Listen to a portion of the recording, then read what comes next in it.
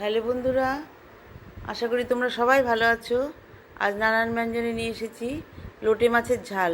এখানে লোটে মাছগুলোকে ভালো করে ধুয়ে নেওয়া হয়েছে। এখন এর মধ্যে লবণ আর হলুদ দিয়ে, এখন এর মধ্যে সর্ষের তেল দিয়ে ভালো করে মাখিয়ে কিছুক্ষণ রেখে দেব।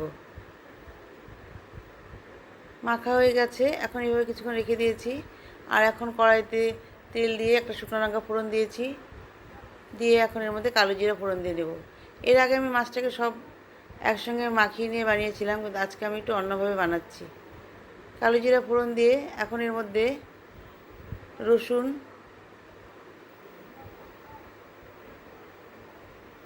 রসুনটা দিয়ে দিলাম, দিয়ে ভালো করে এখন একটু নেড়ে নিচ্ছি।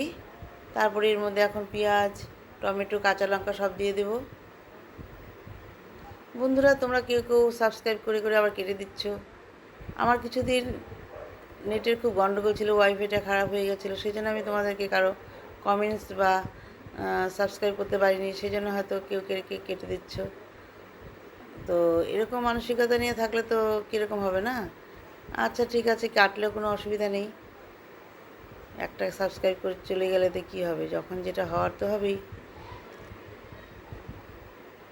তো এখন এইভাবে আমি পেঁয়াজ আর টাকে একটু তেলের সঙ্গে মিশিয়ে নিয়ে এখন এর মধ্যে লবণ আর হলুদ দিয়ে দিচ্ছি। লবণ আর হলুদ দিয়ে ভালো করে মিশিয়ে নেব। ভালো করে মিশিয়ে নিয়েছি। এখন এর মধ্যে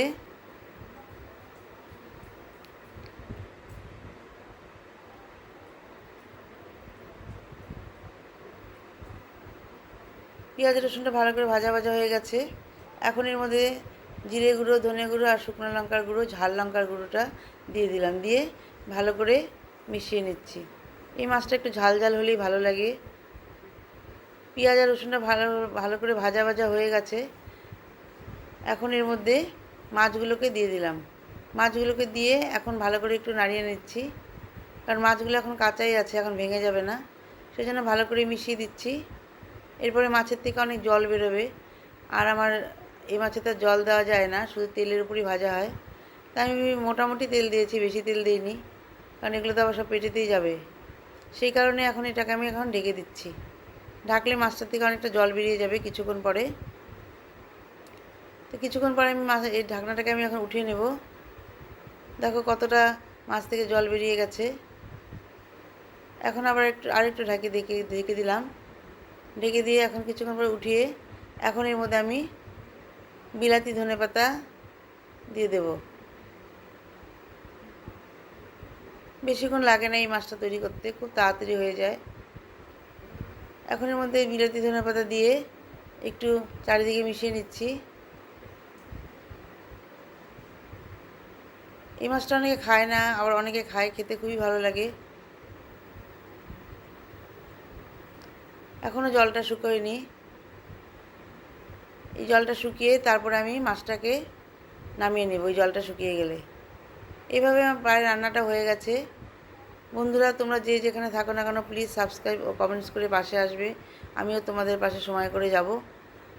এখন আমার রান্নাটা হয়ে গেছে। আমি এই জলটা শুকিয়ে গেলে এখন মাছটাকে নামিয়ে নেব। দেখো অনেকটা শুকিয়ে গেছে, আর একটু শুকাবে, তারপর আমি মাছটাকে নামিয়ে নেব। এভাবে আমার রান্নাটা হয়ে গেল।